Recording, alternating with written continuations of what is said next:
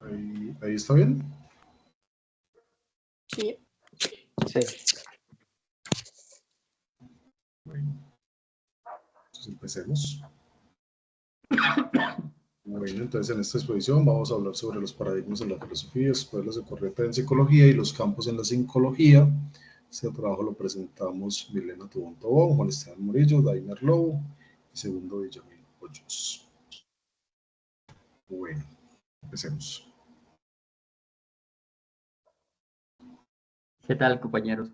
Cuando hablamos de los paradigmas en filosofía, pues nos estamos refiriendo más que todo a todos esos modelos que son aceptados por una comunidad académica, también por una comunidad científica.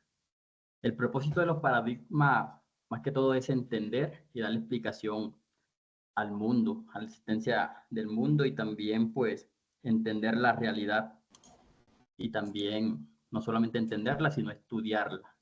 En estos paradigmas de filosofía encontramos que sobresalen lo que son el empirismo, el racionalismo, el idealismo y el materialismo.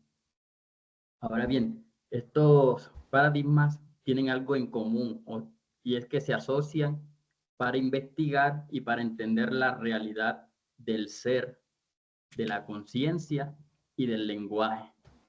Dicho de otra manera, estos paradigmas van enfocados y cada uno dio su propio concepto en relación o le dio una explicación individual a lo que tenía que ver con el ser humano, la conciencia y el lenguaje, cómo se expresaba y demás. En estos paradigmas de filosofía vamos a encontrar que cada uno de los pensadores dieron sus postulados de manera individual, de manera diferente. Por ejemplo, en el empirismo encontramos que sobresale John Locke y David Hume.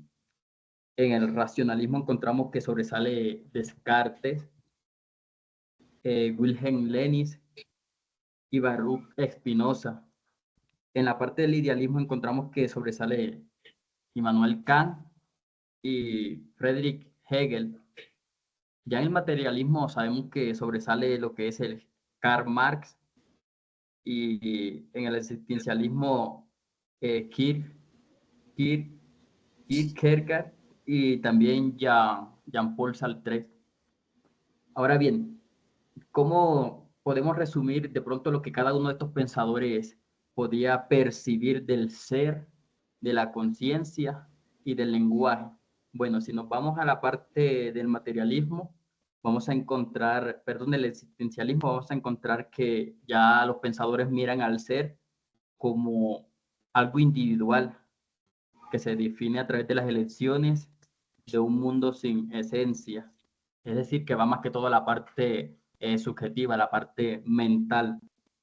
Y encontramos que la conciencia, pues ya la coinciden como algo, como un ente angustioso deseando ser liberado. Es decir, que los pensadores del existencialismo miraban la conciencia como un ser dentro dentro del ser humano, queriendo de pronto ser libre de las emociones, de las pasiones y de los deseos.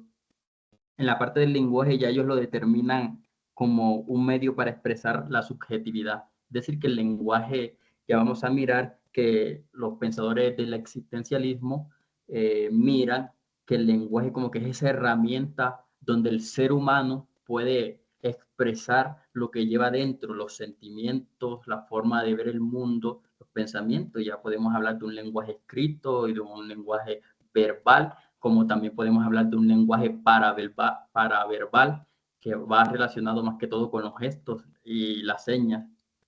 Entonces, cuando ya hablamos del materialismo con Karl Marx, vamos a mirar que el ser es totalmente material y que toda la realidad del ser va a girar en torno a lo material, a todo lo que es físico, a lo que se puede palpar, a lo que podemos tocar, ver y sentir. Se ciñe más que todo a la realidad física, a lo que se puede tocar. ¿Cómo coincide en este pensador la conciencia? pues ya la mira como un producto de procesos físicos, ya se enfoca más que todo a la parte del cerebro. Es decir, que para él no podía haber algo más que trasciende lo material. Él solamente se enfoca directamente y dice que la conciencia es producto del cerebro y que solamente nuestras funciones como ser humano y el pensamiento se rigen a lo que el cerebro dice. Él no cree en algo trascendental como el existencialismo. Él no cree en algo que vaya más allá del ser humano, simplemente se regía a la parte material. En cuanto al lenguaje, él dice que es una función cerebral, que todo se rige en cuanto al lenguaje de acuerdo a lo que pensamos, a lo que en nuestras neuronas y a lo que el cerebro directamente nos dice. Es decir, si el cerebro dice, nos dicta nuestro cuerpo la sensación de que tenemos una necesidad fisiológica o una necesidad de comer o hambre, pues lo vamos a expresar por medio de la boca, gracias a esas funciones que el cerebro con sus neuronas nos envía al sistema, ya hablando del sistema nervioso.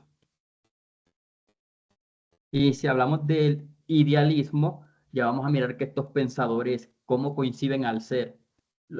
Dicen que depende de la mente, de la realidad, de la construcción de una percepción y de la conciencia. Es decir, que ellos miran que el ser humano, más allá de lo que lo rodea, más allá de lo que él puede percibir con sus sentidos, ellos creen que también hay un mundo ideal, hay un mundo subjetivo, el cual también, pues, si lo estudiamos y lo investigamos y lo consultamos, pues nos va a llevar a percibir y a conocer la realidad de las cosas. Es decir, que también en nuestra mente podemos crear un mundo y lo podemos manifestar en el mundo material, que no solamente hay un mundo material, sino un mundo ideal, un mundo que podemos crear con las ideas.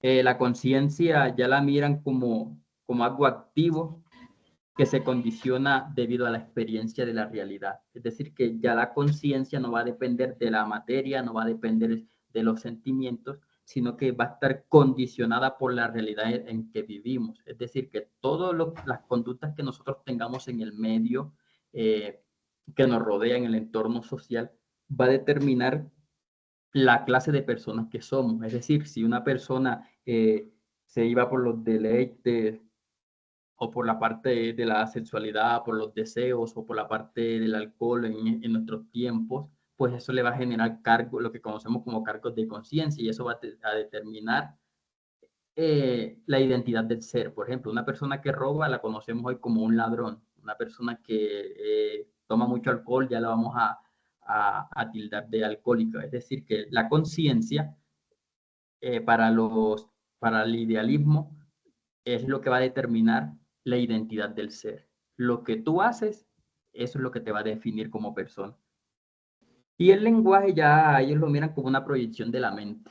Es decir, que todo lo que pensamos, lo que va del lado de la conciencia, eso es lo que nos va a definir como persona y lo vamos a reflejar. Por ejemplo, si, bueno, un gran sabio conocido como Salomón decía que de la abundancia del corazón habla la boca, refiriéndose a la mente. Es decir, que toda persona, dependiendo lo que hay en su mente, en su corazón, así lo va a reflejar. Si una persona le gusta solamente el alcohol, pues va a hablar del alcohol. Si le gusta la literatura, va a hablar de literatura. Si le gusta la educación física, el deporte, va a hablar siempre del gimnasio, va a hablar de todo. Entonces, ¿qué quiere decir? Que los de la existencia, perdón, los del idealismo decían que para que una persona se pudiera definir, todo tenía que estar primero en su cabeza y luego lo iba a manifestar al mundo material.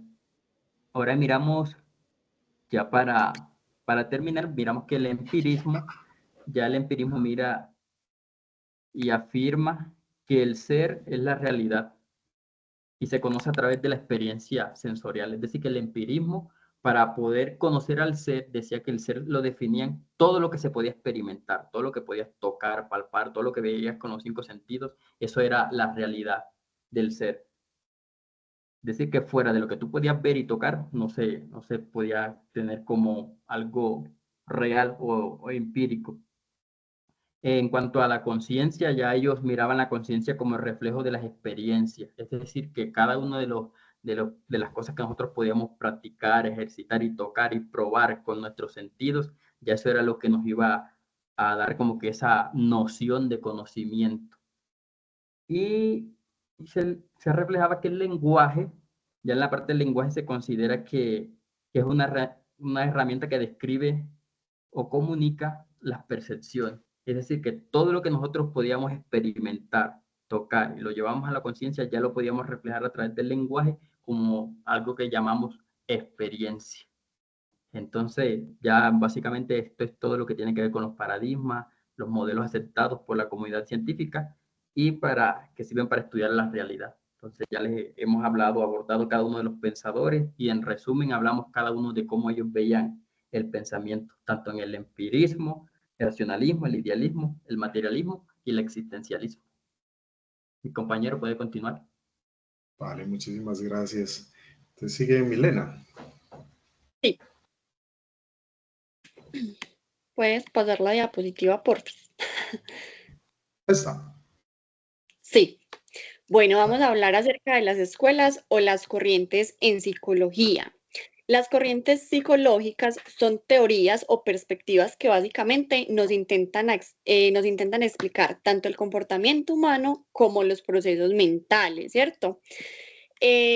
Vamos a hablar de una persona que fue demasiado relevante en la época del siglo XIX, que fue Wilhelm Wundt. Fue una persona que hizo que naciera la psicología científica. También hizo parte, básicamente es el autor del estructuralismo. Se considera que la psicología, como disciplina separada de la filosofía, apareció luego de la segunda mitad del siglo XIX, en la cual él también hizo parte. Fue muy casual de que después de que esto haya pasado, surgió el nacimiento de la inauguración del laboratorio en investigaciones en psicología, que también fue por parte de ese mismo personaje. Fue uno de los primeros en estudiar los procesos mentales, entonces básicamente fue una persona que tuvo un campo pues muy relevante en la época. Para él, el estructuralismo como tal, el objetivo principal era descomponer la mente en componentes muy básicos y tratar de algún otro modo combinarlos con el fin de organizarlos y dar experiencias mentales mucho más complejas. Mientras que en el funcionalismo, que su principal autor fue William James, para él toda esta idea del estructuralismo era completamente errónea, o sea, él no estaba de acuerdo con absolutamente nada, porque para él era más útil estudiar la función más que la estructura como tal. Yo creo que por mi parte ya tengo como lo que era. Creo que puede seguir, Juan.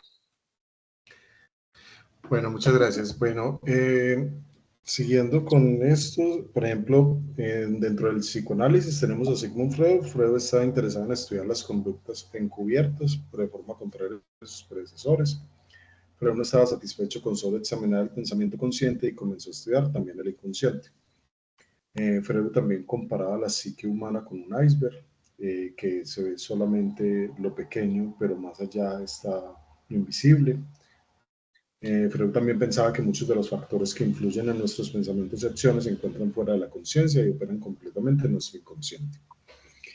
En el conductismo tenemos a John Watson, que a pesar de sus diferencias con el estructuralismo, el funcionalismo y el psicoanálisis, tenían en común el énfasis en los procesos mentales, acontecimientos que no pueden ser percibidos a simple vista.